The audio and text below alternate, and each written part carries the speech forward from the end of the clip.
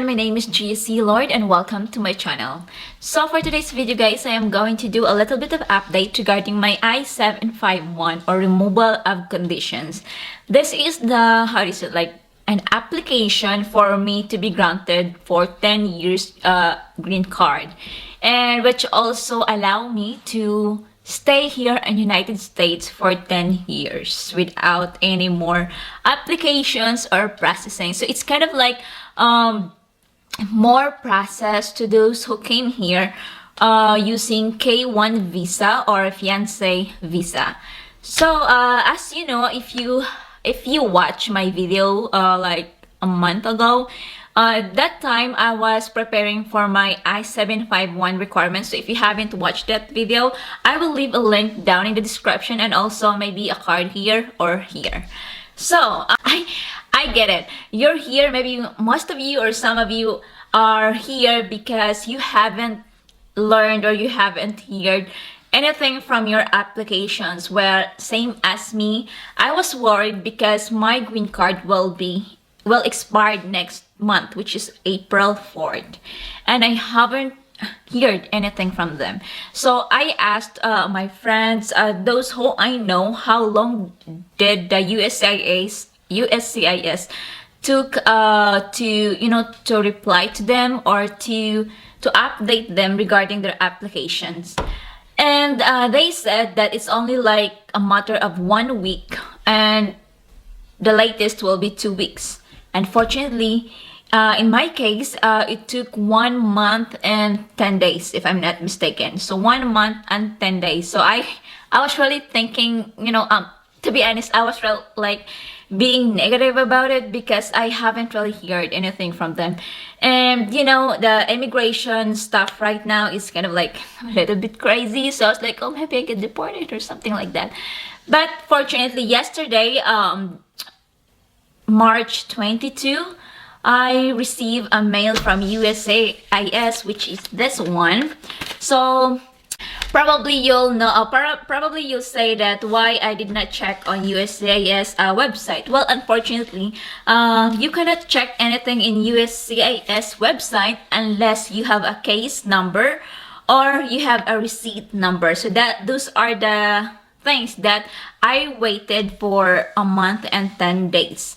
So again guys, if you are watching this and you still haven't heard or learned from them, unless that your documents are being sent back to you, other than that, just wait, just be patient and waiting for the time that they're gonna send you a mail. Like for me, as I mentioned earlier, I waited for a month and 10 days.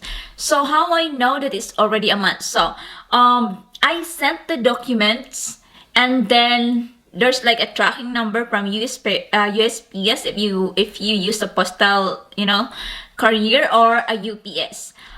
So when I track it, it says on February 11 they already received it or picked up because it was sent to a PO box in Arizona.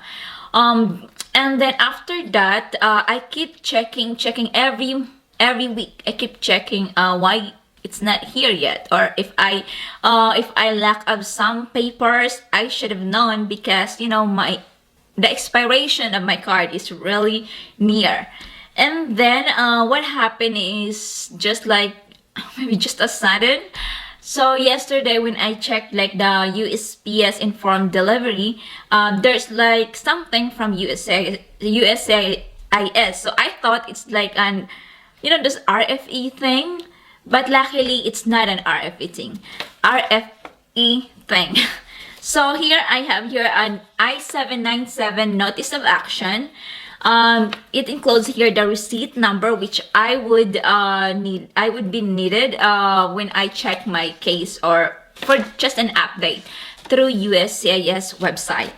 As then see, it says here too that they received it on February 11, and the notice, which is this paper, is dated March 18, 2021. Then it says here to like the case type, which is I-751 petition to remove conditions of residence, and then the petitioner, which is me, and also the beneficiary, which is me. So it says her notice type, a receipt notice. So this is just like a receipt notice or the I-797. And then it also put it here like the address, the name, the address, and also the amount received or how much money did we send to them in the payment of this removal of conditions. So it's kind of like extension letter. So I'm just gonna read a little bit. So it says here, your conditional resident status is extended for 18 months from the expiration date on your form I-551 or permanent resident card, also known as a green card. During this extension, you are authorized to work and travel. This notice presented with your expired permanent resident card is evidence of your status and work authorization. This extension and authorization for employment and travel does not apply to you if your conditional resident status has been terminated. If you think you will be out, for those who apply on ROC and then planning to go abroad, so they also they also noted it there that if you think you will be out of the United States for a year or more, you should apply for a re-entry permit before leaving the country by filing Form I-131 or application for a travel document. As long as the re-entry permit is valid, it allows you to board a vessel or aircraft destined for the United States and or apply for admission at U.S. port of entry during the permit's validity without the need to obtain a returning resident visa from a U.S. embassy or U.S. consulate. If you have not already done so, provide supporting documents to help USCIS process your petition and to establish your eligibility to remove the conditions on your permanent residence. Please include a copy of this receipt notice with any supporting documents you submit. So, it clearly says here, guys, that if you plan to travel abroad without the 10 years green card, this extension letter will be attached to the form that you're going to apply, which is the re-entry permit or application for a travel document, which is Form I-131. So again, guys, if your green card, like the 2-year green card, is about to expire, but then you apply for ROC and then you are planning to go abroad, which will take like 1 year or more, you need to apply a re-entry application or re-entry permit, which is Form 131, Form I-131. And then with that form, you have to attach this I-797. Okay, I hope I made it clear.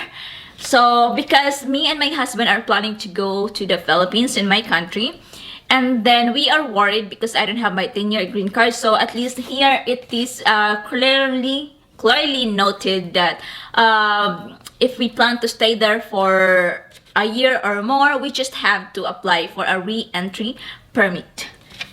And also it says her processing time. So processing times vary by case type. So we'll just have to go to USCIS.gov. But as far as I know, my friends, she has her 10 years green card for in a matter of just 8 months. So that's very how do you say that, quick compared to the other ladies, which took them like 1 or 2 years to get their 10 years green card. And it says here that the biometrics, so we require biometrics or fingerprints, a photo, and a signature. So there are cases, guys, that the USCIS will ask for a biometrics, and then due to COVID right now, so I noticed that, or in most cases as well, they don't need you to do biometrics again. They will just going to use your biometrics before when you apply for a green card, for a 2-year permanent resident card or green card. So hopefully in my case, it will be the same, that I don't need to go to USCIS how do you say, branch for a biometrics, and they're just gonna reuse my biometrics before.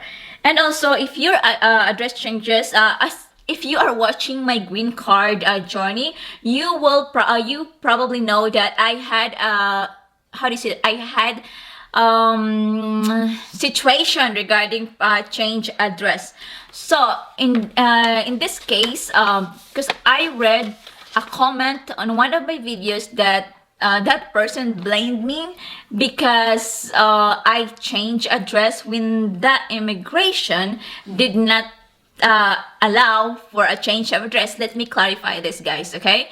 So if you are applying for a green card, any type of immigration processes, if you are going to change, or if you plan to change address, yes, it's possible. It's okay to change address as long as you are going to update the USCIS for your new address, okay? Do not forget to update USCIS for your new permanent address. So that's our problem before, because though I changed my address in USCIS, but the name that I used and I currently use are kind of a bit of different. So, for example, you have you use your maiden name before, you have to include it on your application as well. Your maiden name, your current name, or your married name. You have to include all of them.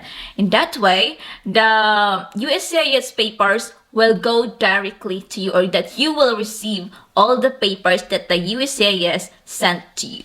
I hope that helps, because that was my problem before.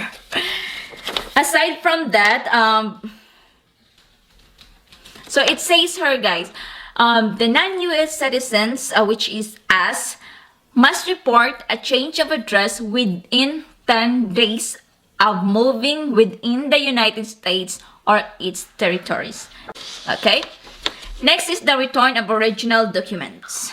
So, in my understanding of this return of original documents, so for example, if you submitted original documents, original birth certificate, original any documents that you submitted while filing the I-751, you can get them back, but you have to request for return of original documents, which is form G884. So I don't need it, or I'm not really going to use this, because I think mostly or all of the documents that we sent out are either photocopy or scanned copy. So I did not submitted any original documents. But just in case you submitted an original documents and you didn't have any available copy for the original, you can request them back to you, okay? Then lastly is just like the under the how do you say it? The penalty of perjury, something like that. So the last thing, guys, is just the notice, wherein something like all the documents or all the names or the places that you give them, or especially the data, it has to be true, nothing but the truth. So it's always like that when we have to do immigration. So please be accurate, be authentic, and of course it has to be genuine. Okay, so that's all, guys. Again, this is my update for the status of I-751 petition to remove conditions on residence. So if you have any questions, guys, and maybe I was not really like explaining it so detailed, just shoot me a comment down in the description and I will try my best to answer them. So thank you again, guys, and hopefully my video today and my videos before help you in some ways or in any other ways. So thank you, guys, for watching, and please click the thumbs up button below and don't forget to subscribe. See you in my next video. Bye.